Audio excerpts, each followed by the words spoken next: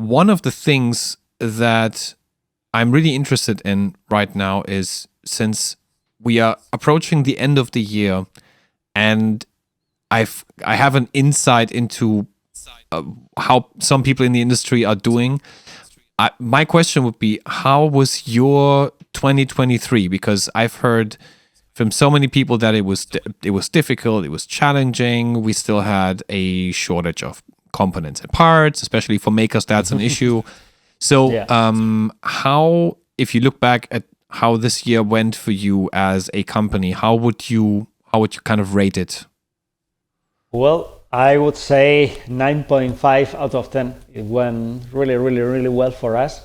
Wow. Maybe it's not because of the way the market is shifting or going. Maybe it is just because we're kind of starting to getting a little bit known, at least more than we were in 2015 or something. And I think too, because we have learned with many failures, to stop and listen to what people want. Freeway right now, that Jonathan demoed some weeks ago, it's been a huge success for us. We are a little bit on back orders right now. We have to do the last run, and for us it's been an awesome year. I know for the dealers it's been not so much of a great sales year, but I don't know.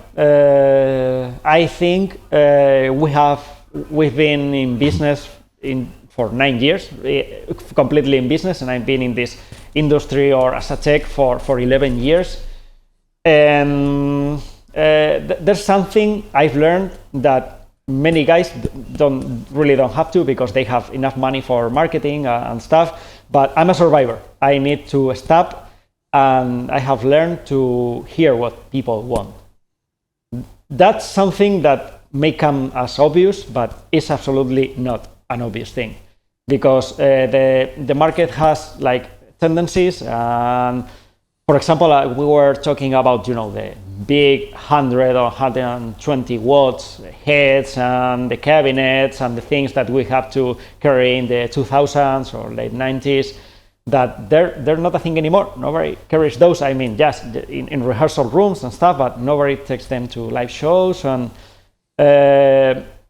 usually big companies take a lot of time to really stop and hear to what the market and the guys around are demanding, especially when their numbers start to go a little low, or they don't make the sales they made anymore.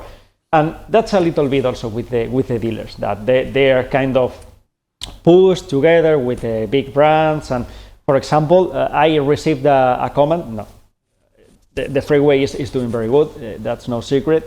And I really loved the comment, which was exactly, I wish that Fender had done this instead of the digital big Tone Master pedal board, because this is simple, this is analog, I can really get that Fenderish sound in just one pedal. Why didn't Fender make this instead of a small company in Spain? And I'm like, well, then buy from me. It's as simple as that. Yeah. But I think that right now we are in a period where big companies are starting to take consumers really seriously and their demands. That's why Universal Audio put out all those preamps in little formats, and that's why Fender is trying to shift a little bit, but still I think they haven't hit the right spot. The world is changing, as always. And also going with what you're saying, Jose, is that there's a lot of musicians out there that love the compact pedal kind of deal, like amp in a box, but what they don't like is diving into menus, right? Yeah. So it's like you have to go really deep. And with the Freeway that I have over here, there's none of that. Everything is like right in front of you. It's super simple. So that is, I think, a really great example of listening to what people are saying, because some people are really geeky and nerdy and they're going to dive into the menu and they know how to route everything.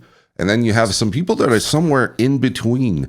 They know what they're doing, But if they're wasting like 3 hours to create a patch just for one sound, it becomes too time consuming. And then they're going to go back to just putting pedals on their pedal board and that's it. Yeah. And with something with the Freeway, it's like you have the amp sound, you choose your microphone, you choose your speaker, your cab size, which digital reverb you want in there, and you have more than plenty.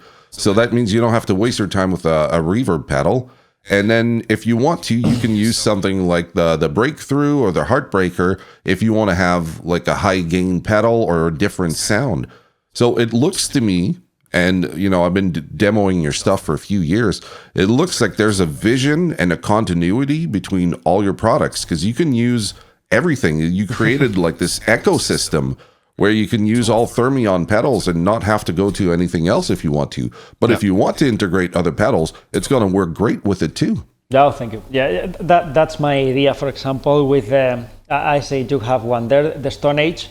It was quite a challenge, as you say, because I want everything to be easily integratable with my old stuff and with the Zero and with the Freeway and with the old preamps, and create, as you say, that if you want, you can just create your own tone in a very analog, very completely analog fashion with no menu diving, absolutely, which I hate because I had a G major and I hate menus. That thing really taught me how to hate menus.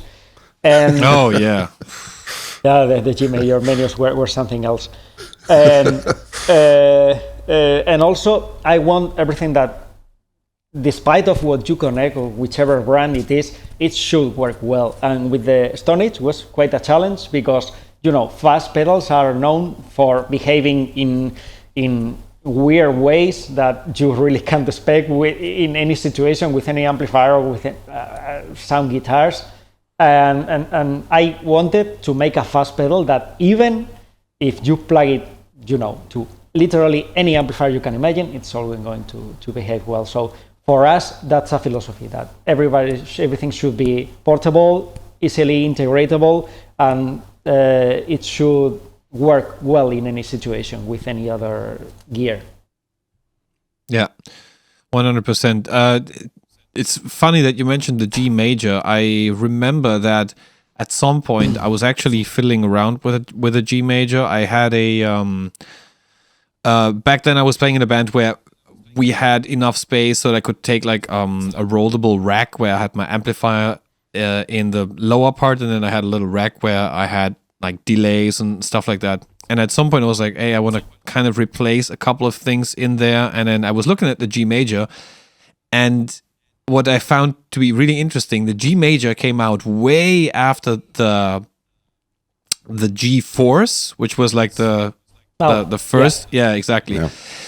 But yet, the G Force has superior converters built in than the G major for some reason.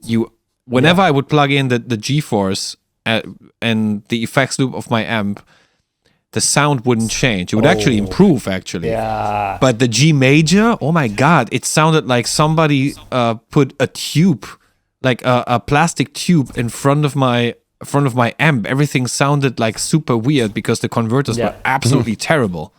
Yeah, that's really a thing. And that's why we designed, one of the design ideas behind the Outlaw was, you're not going to expect this one, to be able to use a G major and make it sound good in any amplifier, because if you turn everything to zero in the Outlaw, the only thing that remains is a 1-to-1 perfect buffer.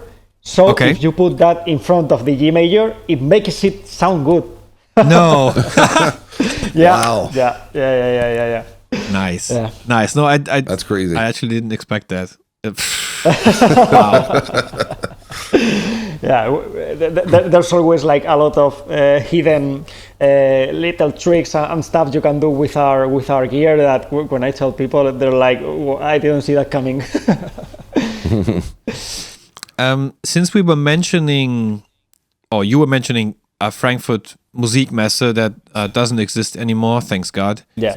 Because at some point it was just, at some point it was just like, it was like going to a funeral, man. It's absolutely no, really. You go there, you know that 50% of the people don't want to be there, but they're forced because their distributor says you have to go. We have to have a booth, and it's like, and everybody's like, oh, I don't know. Nobody wants to go, but.